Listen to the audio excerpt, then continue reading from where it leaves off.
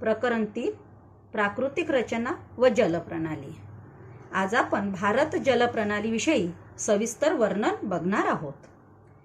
भारतीय जलप्रणाली जर बघितली तर उगम क्षेत्रानुसार भारताच्या जलप्रणालीचे 2 भागामध्ये विभाजन आहेत। एक, हिमालयावर उगम पावणाऱ्या नद्या, ज्या भारताच्या उत्तरेकडे असणाऱ्या हिमालय पर्वत श्रेणीवर उगम पावतात, आणि 2, द्वीपकल्पावर उगम पावणाऱ्या नद्या। भारतामध्ये फार मोठे क्षेत्र हे द्वीपकल्पाने व्यापलेले आहे। तर या द्वीपकल्पावर या ठिकाणी ज्या नद्या उगम पावतात, या द्वीपकल्पावर उगम पावणाऱ्या नद्या ज्या आहेत त्या नद्यांचा समावेश द्वीपकल्पावर उगम पावणाऱ्या नद्यांमध्ये होतो। तर आता बघूया हिमालयावर उगम पावणाऱ्या नद्यांची वैशिष्ट्ये आणि द्वीपकल्पावर उगम पावणाऱ्या नद्यांची वैशिष्ट्ये। हिमालयावर उगम पावणाऱ्या नद्या या ठिकाणी ज्या हिम नद्या तयार झालेल्या आहेत, या हिम नद्यांपासून हिमालयावर उगम पावणाऱ्या नद्यांचा उगम होतो। यांचे एक दुसरे वैशिष्ट्य, उन्हाळ्यामध्ये सुद्धा या असणाऱ्या नद्यांना पाण्याचा विसर्ग मोठ्या प्रमाणामध्ये झालेला दिसतो, आणि म्हणून हिमालयामधून ज्या नद्या उगम पावतात या नद्या 12माही असणाऱ्या नद्या आहे, आणि पावसाळ्यामध्ये या नद्यांना पूर आलेला जाणवतो। त्यानंतर ज्या नद्या या द्वीपकल्पावर उगम पावतात त्या नद्यांचे विभाजन 2 भागामध्ये आहेत। एक, पश्चिम वाहिनी नद्या आणि 2, पूर्व वाहिनी नद्या।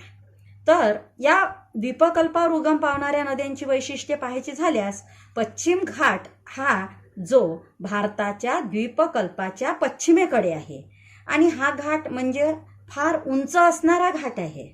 या असणाऱ्या घाटावर पूर्ववाहिनी नद्या आणि पश्चिम वाहिनी नद्या, या बाजूला पूर्ववाहिनी नद्या आणि इकडे पश्चिम वाहिनी नद्या या उगम पावतात। पश्चिम वाहिनी नद्या या एकमुखी नद्या आहेत। छोट्या असणाऱ्या नद्या या पश्चिम घाटावर पश्चिम वाहिनी आहेत, परंतु पश्चिम घाटावर ज्या पूर्ववाहिनी नद्या आहेत, या पूर्ववाहिनी नद्यांना द्वीपकल्पावरून पश्चिम घाटावरून होणारा जो विसर्ग आहे हा मोठ्या प्रमाणात होतो, आणि या असणाऱ्या नद्या मोठ्या स्वरूपामध्ये पावसावर अवलंबून असतात। या नद्यांना पुराच्या आपत्तीचा धोका कमी असतो, कारण बऱ्याचशा नद्या यामध्ये हंगामी स्वरूपाच्या नद्या आहेत।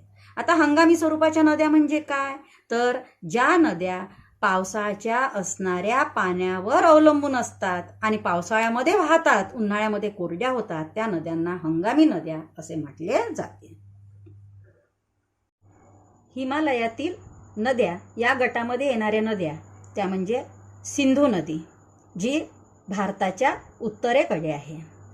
त्यानंतर गंगा नदी, जी उत्तराखंडामध्ये उगम पावणारी अशी असणारी ही नदी आहे, आणि यमुना नदी ही सुद्धा उत्तराखंडामध्येच उगम पावणारी अशी असणारी नदी, आणि चीनमध्ये उगम पावणारी जी मानसरोवराजवळ उगम पावते ती नदी म्हणजे ब्रह्मपुत्रा नदी, जी नदी अरुणाचल प्रदेशामधून भारतामध्ये शिरते आहे ती असणारी नदी। अशा प्रकारे या मुख्य असणाऱ्या हिमालयामध्ये उगम पावणाऱ्या अशा नद्या आहेत। आता बघूया मुख्य नदी आणि तिच्या असणाऱ्या उपनद्या। सिंधू नदी, या सिंधू नदीच्या असणाऱ्या उपनद्या ज्यामध्ये झेलम, रावी, चिनाब आणि बियास नदी। आपल्या एक लक्षात येईल की या ठिकाणी झेलम, रावी, चिनाब, बियास, सतलज या असणाऱ्या नद्या एकमेकींना समांतर वाहतात आहे असे आपल्याला दिसून येते। सतलज नदी, या सतलज नदीचं असणारे उगमस्थान हे मानसरोवर आहे, आणि ही सतलज नदी सिंधू नदीची मुख्य उपनदी आहे। ज्यावेळेला सिंधू नदीची मुख्य नदी जेव्हा विचारली जाते त्यावेळेला ती नदी म्हणजे सतलज नदी, आणि झेलम, रावी, बियास या असणाऱ्या सतलज नदीच्या उपनद्या आहेत। त्यामुळे सिंधू नदीची मुख्य उपनदी ही सतलज आहे। पुढे मात्र या नद्या पाकिस्तानमध्ये वाहत जातात, आणि या सतलज नदीचे उगमस्थान आपण बघितले की जे मानसरोवर आहे। पुढे या सर्व नद्या सिंधू नदीला जाऊन मिळाल्यानंतर यांचा प्रवास पाकिस्तानमध्ये होतो। सतलज नदी ही पश्चिम वाहिनी नदी आहे। सिंधू नदी ही हिमालयामध्ये भारताच्या उत्तर भागामध्ये सुरुवातीला ती पश्चिमेकडे वाहते आणि नंतर ती मात्र दक्षिणेकडे वाहत आलेली आहे. या असणाऱ्या सतलज नदी, रावी नदी, बियास नदी या नद्यांनी पंजाबमध्ये मोठा असा मैदानी प्रदेश तयार केलेला आहे. अशा प्रकारे ही सिंधू नदी आणि सिंधू नदीच्या असणाऱ्या उपनद्या यांचे वर्णन आपण बघितले. आता उत्तराखंडामध्ये जी भारतामध्ये उगम पावणाऱ्या ज्या नद्या आहेत त्यामध्ये उत्तराखंडामध्ये उगम पावणारी नदी ती मुख्य नदी की जिने भारतामधला उत्तर भारतीय मैदानी प्रदेश हा मोठ्या स्वरूपामध्ये तयार केलेला आहे ती म्हणजे मुख्य गंगा नदी. आणि या गंगा नदीचं उगमस्थान गंगोत्री या ठिकाणी हिम नदीमधून झालेलं आहे. यमुना ही सुद्धा उत्तराखंडातच यमुनोत्री या ठिकाणी उगम पावणारी नदी आहे. ती नदी सुरुवातीला दक्षिणेकडे वाहत आलेली आहे आणि यमुना नदी दक्षिणेकडे वाहत येऊन पुन्हा तिने आपला मार्ग बदलला आणि ती गंगा नदीला जाऊन मिळाली. म्हणून यमुना नदी ही सुद्धा गंगा नदीची मुख्य उपनदीच आहे. याशिवाय गंगा नदीच्या आणखी उपनद्या की गंडक, त्यानंतर घागरा, कोसी, गंडक, घागरा, कोसी या नद्या हिमालयावर उगम पावणाऱ्या आहेत आणि त्या उत्तर दिशेकडून वाहत येऊन गंगा नदीला येऊन मिळतात. परंतु यमुना नदी जरी तिचे उगमस्थान हे उत्तराखंड असले, हिमालय असले तरी मात्र ती नदी दक्षिणेकडून येऊनच गंगा नदीला मिळते. ब्रह्मपुत्रा नदी, या ब्रह्मपुत्रा नदीचे उगमस्थान आपल्याला चीनमध्ये मानसरोवराजवळ आहे. तिला चीनमधून जेव्हा ती वाहते तिला स्तांगपो या नावाने ओळखले जाते. नंतर ती अरुणाचल प्रदेशामधून हिमालयाच्या श्रेणीमधून भारतामध्ये शिरते. जेव्हा ती भारतामध्ये प्रवास करायला लागते तेव्हा तिला अरुणाचल प्रदेशामध्ये दिहांग या नावाने ओळखले जाते. आणि जेव्हा ती आसाममध्ये आलेली आहे, आसाममध्ये तिचा प्रवास सुरू झाला तेव्हा तिला ब्रह्मपुत्रा या नावाने ओळखले जाते. आता एक लक्षात घ्या, ब्रह्मपुत्रा नदीची जर मुख्य उपनदी विचारली तर ती आहे सुबनसिरी. ही ब्रह्मपुत्रा नदीची मुख्य उपनदी आहे. ब्रह्मपुत्रा नदीने आसाममध्ये फार मोठा मैदानी प्रदेश तयार केलेला आहे आणि या नदीला आसाममध्ये जीवनवाहिनी या नावाने सुद्धा ओळखले जाते. ब्रह्मपुत्रा नदी पुढे मात्र बांगलादेशामधून वाहत येऊन ती गंगा नदी आणि ब्रह्मपुत्रा नदी या दोन्ही नद्या एका ठिकाणी येतात आणि या ठिकाणी फार मोठा असणारा सुंदरबनाचा भाग आपल्याला पाहायला मिळतो. जो त्रिभुज प्रदेश आहे, जो गंगा नदी आणि ब्रह्मपुत्रा नदी या दोन नद्यांनी या ठिकाणी तयार झालेला, या प्रणालीपासून तयार झालेला प्रदेश आहे तो सुंदरबन या नावाने ओळखला जातो. गंगा नदीचीच एक असणारी शाखा जी कलकत्ता या ठिकाणावरून वाहत आलेली आहे आणि नंतर पुन्हा ती त्रिभुज प्रदेशाला येऊन मिळाली, ती शाखा म्हणजे हुगळी नदी. आणि या हुगळी नदीचीच असणारी उपनदी म्हणजे दामोदर नदी. अशा प्रकारे या गंगा नदीच्या असणाऱ्या उपनद्या आहेत. त्यानंतर गंगा नदीच्या बऱ्याच असणाऱ्या उपनद्या या द्वीपकल्पावर उगम पावणाऱ्या उपनद्या आहेत.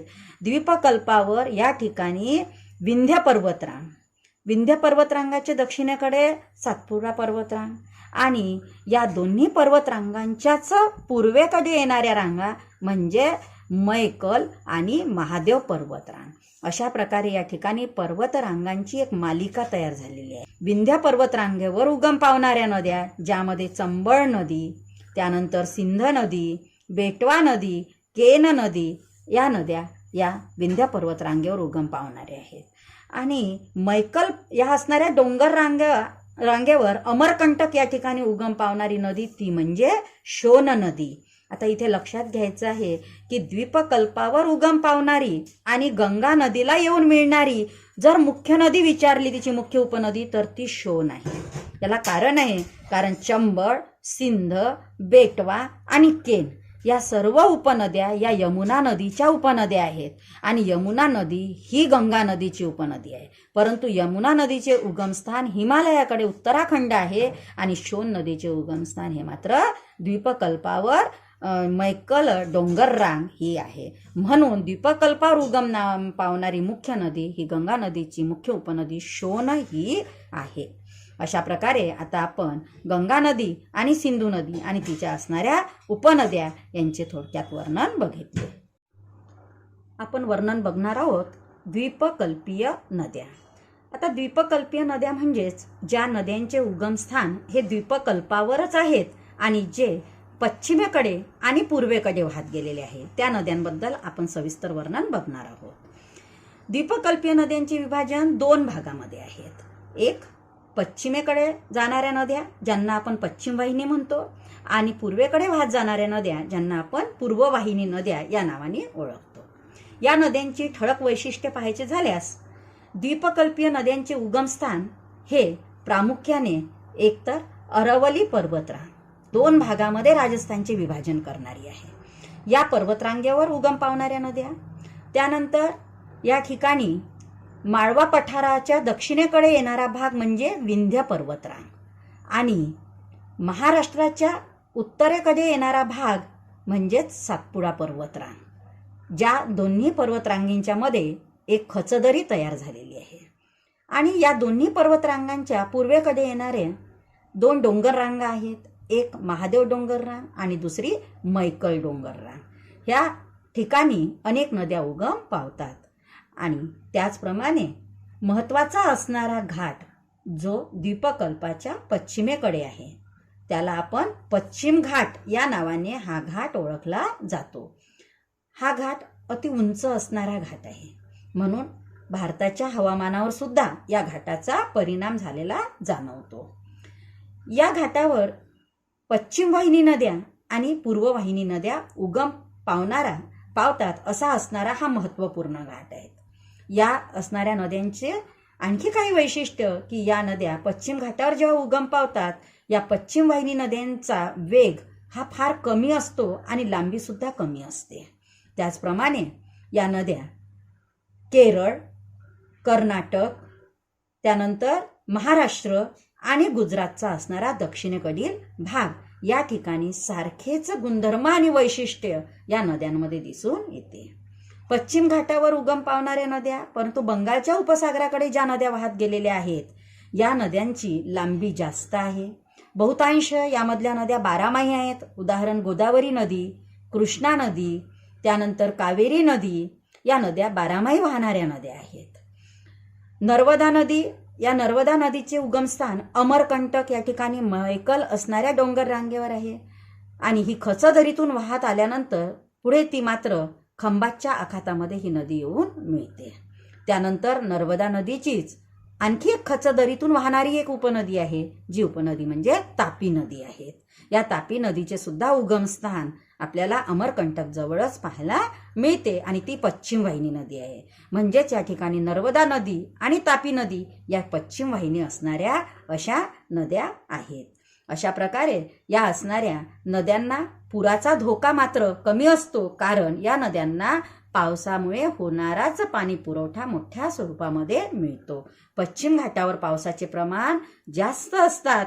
अरबी समुद्रावरून वाहणारे वारे या पश्चिम घाटाला अडवले जाते आणि पश्चिम घाटावर खूप पाऊस पडतो म्हणून या नद्या 12माही असणाऱ्या अशा नद्या दिसून येतात. पश्चिम घाटवरून वाहणारी नदी गोदावरी आणि कृष्णा नदी या दोन्ही नद्यांनी आपल्या मुखाजवळ त्रिभुज प्रदेश तयार केलेला आहे आणि वैशिष्ट्य म्हणजे या दोन्ही त्रिभुज प्रदेशांच्या मध्ये असणारं सरोवर म्हणजे कोल्हेरू सरोवर हे गोड्या पाण्याचे सरोवर आहे. त्यानंतर मैकल डोंगर रांगेवर अमरकंटक या ठिकाणी उगम पावणारी नदी महानदी जी पूर्वेकडे वाहत आलेली आहे आणि ती ओरिसामधून प्रवास करून पुढे ती बंगालच्या उपसागराला येऊन मिळते. या ठिकाणी या नदीने सुद्धा विस्तृत असा त्रिभुज प्रदेश तयार केलेला आहे आणि या त्रिभुज प्रदेशाजवळच एक चिल्का सरोवर नावाचे फार मोठे असणारे असे खाजण तयार झालेले आहेत आणि ते खाऱ्या पाण्याचे. आता बघूया द्वीपकल्पावर उगम पावणाऱ्या परंतु ज्या नद्या कच्छचे आखात, खंबातचे आखात या आखातांना येऊन मिळणाऱ्या नद्या कोणत्या, अरबी समुद्र आणि बंगालच्या उपसागराला येऊन मिळणाऱ्या नद्या कोणत्या आणि त्या कोणत्या दिशेने वाहतात, कोणत्या ठिकाणी उगम पावणाऱ्या नद्या आहेत याचे थोडक्यात वर्णन बघूया. खंबातच्या आखातात येऊन मिळणाऱ्या नद्या आणि त्यांच्या उपनद्या. मैकल पर्वतरांगेवर उगम पावणारी आणि खचदरीतून वाहणारी पश्चिम वाहिनी नदी नर्मदा नदी. त्यानंतर महादेव डोंगर रांगेवर उगम पावणारी ही नदी जी सातपुडा पर्वतरांगेच्या दक्षिण बाजूला आहे ती म्हणजे तापी नदी. त्यानंतर मही नदी जी विंध्य पर्वतरांगेवर उगम पावते आणि खंबातच्या आखाताला येऊन मिळते आणि अरवली पर्वतरांगेच्या दक्षिण उतारावर उगम पावणारी नदी आणि ती म्हणजे साबरमती नदी. या नद्या खंबातच्या आखाताला येऊन मिळणाऱ्या नद्या आहेत. कच्छच्या आखाताला येऊन मिळणाऱ्या नद्या यांचे उगमस्थान बघायचे झाल्यास अरवली पर्वताच्या पश्चिमेकडे उगम पावणारी नदी जी हंगामी नदी आहे आणि अत्यंत कमी प्रवास करणारी अशी नदी आहे ती म्हणजे लुनी नदी ही कच्छच्या आखातामध्ये वाहत आलेली आहे. बंगालच्या उपसागरास येऊन मिळणाऱ्या नद्या त्यामध्ये महानदी, गोदावरी नदी, कृष्णा नदी आणि कावेरी नदी अशा असणाऱ्या या नद्या ज्या बंगालच्या उपसागराला येऊन मिळाल्या. महानदी मैकल डोंगर रांगेवर उगम पावणारी आहे. गोदावरी नदी पश्चिम घाटाच्या पूर्व उतारावर उगम पावणारी आहे. तशीच कृष्णा नदी आणि कावेरी नदी ही सुद्धा पश्चिम उतारावर उगम पावणारी आणि पश्चिम घाटावर उगम पावणारी या नद्या ज्या बंगालच्या उपसागराला येऊन मिळाल्या. महानदी मैकल डोंगर रांगेवर उगम पावणारी आहे. गोदावरी नदी पश्चिम घाटाच्या पूर्व उतारावर उगम पावणारी आहे. तशीच कृष्णा नदी आणि कावेरी नदी ही सुद्धा पश्चिम उतारावर उगम पावणारी आणि पश्चिम घाटावर उगम पावणारी अशी ही नदी आहे. भीमा नदी आणि तुंगभद्रा नदी या दोन्ही नद्या कृष्णा नदीच्या उपनद्या आहेत. वरील या नद्यांची वैशिष्ट्य द्वीपकल्प हा बंगालच्या उपसागराचा पाणलोट क्षेत्राचा असा असणारा भाग आहे. गोदावरी भारतातील पाणलोट क्षेत्राचा भाग आहे आणि ती दुसऱ्या क्रमांकाची असणारी अशी नदी आहे भारतामधली. कृष्णा नदीचे खोरे हे गोदावरीच्या दक्षिणेला आहे आणि या नद्यांच्या मुखालगत जवळजवळ त्रिभुज प्रदेश तयार झालेले आहेत. कावेरी नदी ही कर्नाटक व तामिळनाडू राज्यामधून पुढे वाहत जाते आणि तिच्या मुखाजवळ सुद्धा सुपीक असणारा असा मैदानी भाग आणि त्रिभुज प्रदेश तयार झालेला आहे. या ठिकाणी भाताचे पीक हे मोठ्या प्रमाणात घेतले जाते. भारतातील केरळ राज्यामध्ये पश्चिम घाटाच्या पश्चिम बाजूला या ठिकाणी वेंबनाड हे एक सरोवर आहे. हे सरोवर म्हणजे गोड्या पाण्याचे सरोवर आहे. नदीपासून वाहत्या पाण्याचा बाजूला वेगळा झालेला भाग यालाच आपण पच्चजल असे म्हणतो. वेमनाड सरोवर हे पच्चजलाचे एक उदाहरण आहे आणि एक पर्यटनाचे महत्त्वाचे ठिकाण सुद्धा मानले जाते. जम्मू काश्मीर राज्यातील उलर सरोवर, राजस्थानमधील सांबर सरोवर हे सुद्धा महत्त्वाचे आहेत. अशा प्रकारे आपण भारत जलप्रणालीची सविस्तर माहिती बघितली.